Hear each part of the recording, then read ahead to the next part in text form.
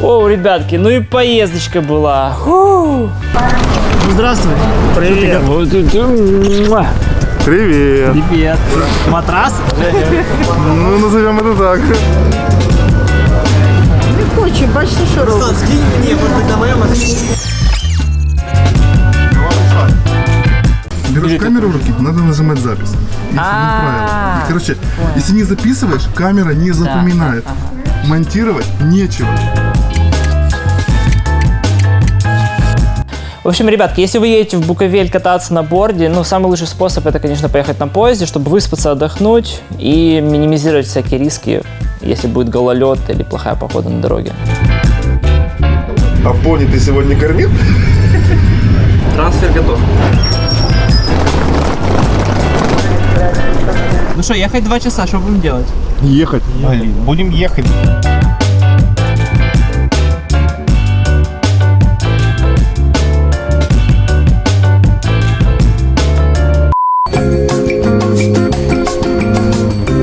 Официально на ПРСМ говно ходит. Перевірено. Что-то как-то жарковато. О, так получше. Поехали. Давайте расскажу немножко про отель. Его построил наш друг Юра Удальцов. Он был и архитектором, и сооснователем этого отеля. Вот, они сделали очень стильный, очень клевый отель. Плюс они добавили много удобных штук для райдеров.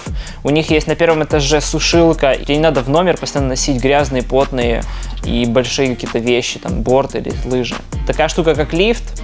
Казалось бы, ну, 5 этажей не так уж и много, но когда у тебя крепатура, ты устал, это вообще идеальная штука. Зеркало в виде инопланетянина. Новейшие технологии, все как надо. Все, пока. Ресторан. Ребята очень постарались. Во-первых, там очень красиво, вот, и, во-вторых, очень вкусно готовят и постоянно слушают фидбэк, что улучшают кухню, добавляют какие-то новые блюда.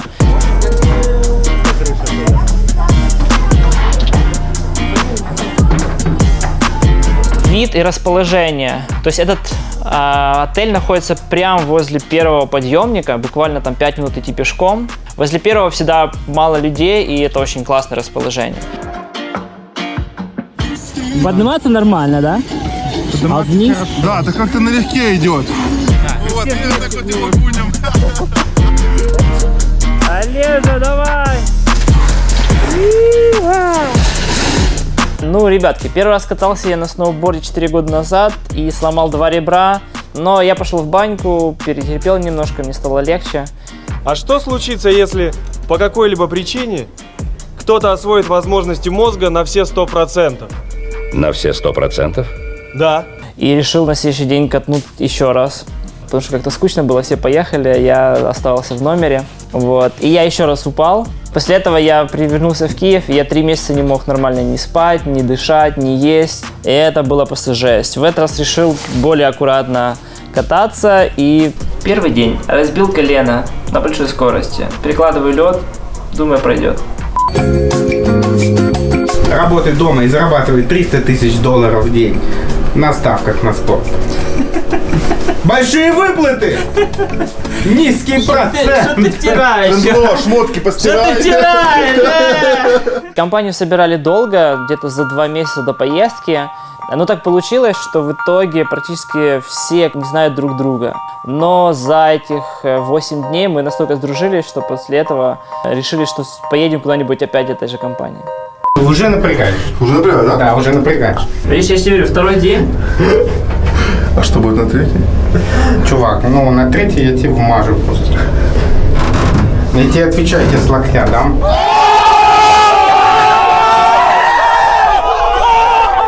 Получается, когда я первый раз катался, мне посоветовали приседать. И я приседал, наверное, по 50 раз в день на протяжении месяца.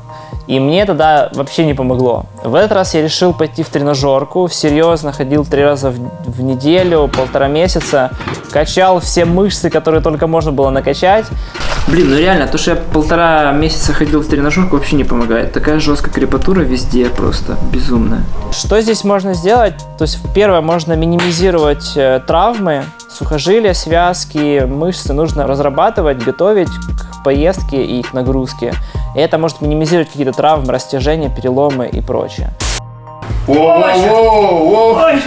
Крепатура – это нормальное явление при большой нагрузке, и это нормально. Банька, 1 день отдыха, и вы в строю.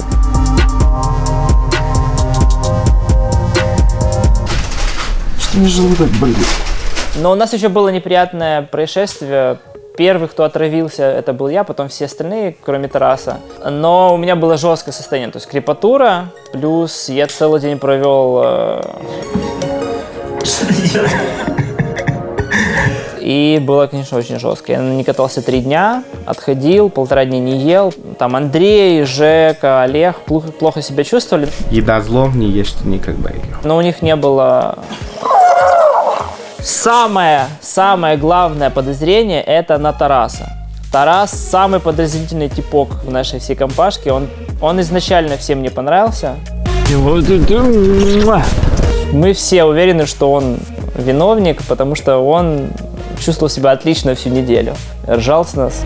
Папа дома! Давай! Ай, хорош! Нифига себе! Нет, Тарас классный чувак, он довольно педантичный, он оператор. И однажды я говорю: Тарас, я взял... Вот кто такой Тарас. В прошлый раз, 4 года назад, наш друг брал настоящие рации. От них такой идет проводочек, который цепляется прямо рядышком возле тебя, и ты можешь нажимать, говорить. В этот раз мы не смогли взять прямо рации, но нам посоветовали приложение, называется Zella. Она работает по такому принципу: ты говоришь, и сразу воспроизводится звук, не просто как в Телеграме, когда ты отправляешь аудиосообщение, когда ты нажимаешь и прослушиваешь, а здесь оно автоматически включается сразу.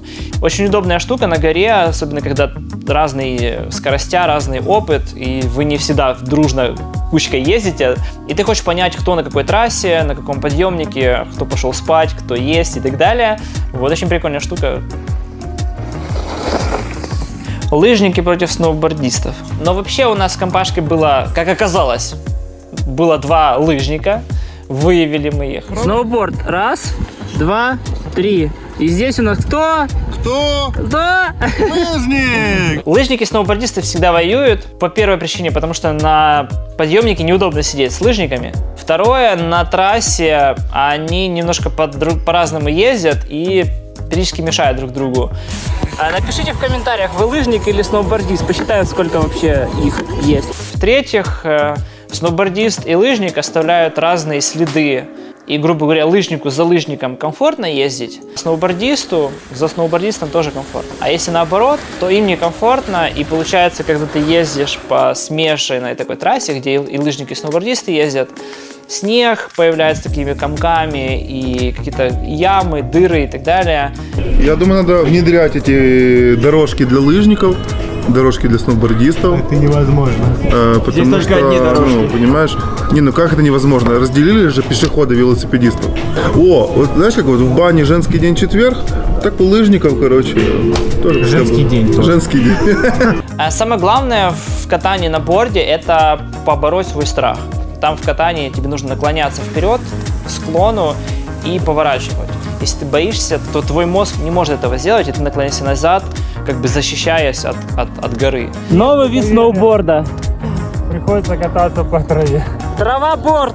Есть у профессионалов такое мнение, что типа искусственный снег – это не то, все плохо, не, я не буду на таком снеге кататься. Но в целом он есть. Это лучший вариант, чем вообще не ездить, или по грязи ездить, или сидеть дома. Если зима вот такая не снежная выдалась, то, в принципе, это хороший вариант. Вонючая 5, вот это. Эталон. 800 гривен. Одевай будем тестить. Напишите в комментариях, какой вам шлем больше нравится. Желтый? Всем нравится дешевый шлем. Ладно, спасибо, можете не писать в комментариях, я вас понял. 800 гривен. Решили посмотреть кино, и для этого нам нужно У нас нету своего интернета здесь, поэтому Олежа со своего телефона раздает интернет мне. Я на Mac закачиваю фильм, потом скидываю его Андрюхе. Андрюха на своем компе Взламывают конвертит Пентагон. его в MP4 формат. Потом мы скидываем это кино на флешку. С флешки мы скидываем его на телефон. Телефон коннектим по хромкасту к телеку. И смотрим кино, блин. Мне за эту разработку такую премию дадут. О.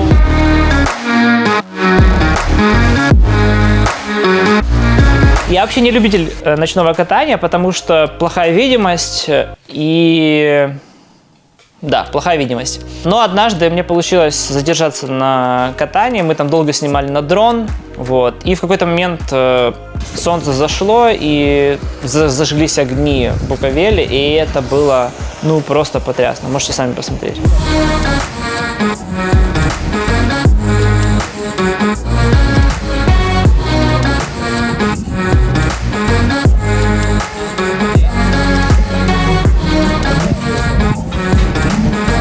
Кстати, в Буковеле никто не носит маски. Вообще, тупо никто нигде. Хотя при этом в Ивано-Франковске на ЖД вокзале тупо везде облава, перекрыты все выходы и входы, и следят за тобой. И нас даже поймали двое поліцейських і скрутили, пов'язали, хотіли дати нам 20 суток. Попередження були цілу весну, літо. Зараз уже діють штрафи. Ну стоп, ви ознайомлені, правда, що потрібно носити в громадських приміщеннях маску? Но мы отпросили за хорошее поведение, просто финансовый штраф нам дали, и все. Дорогие друзья, если у вас есть какие-то вопросы, пожелания, комментарии, хейтерство. Кстати, ни одного еще хейтера не встретили. 400 подписчиков уже, сколько просмотров. Ну, пожалуйста, хоть один хейтер, ну, обзовитесь, что-то там, напишите плохое. Короче, спасибо, что посмотрели этот выпуск до конца. Езжайте в Буковель, катайтесь, не бойтесь вставать первый раз на борт, на лыжи. Если вы лыжник, бросайте эту затею, вставайте на борт. Вот. Ну, борт реально это круто, серьезно. И там наверху было очень классно, но скучно. Отель не похож вообще на отель, а как будто это какой-то старый зоопарк. Как в фильмах показывают, типа там земля погибла, люди исчезли, и ты ходишь, и реально какой-то апокалипсис случился. Боишься? Но пока нет А Руслан где-то ходит, ищет место. Руслан! Ты снял видео туалета? Туалета нет. Блин. Надо было? Все. И она вся в крови. Руки, ноги, живот, все в крови. Тебя зовет ребенок. Я пошел.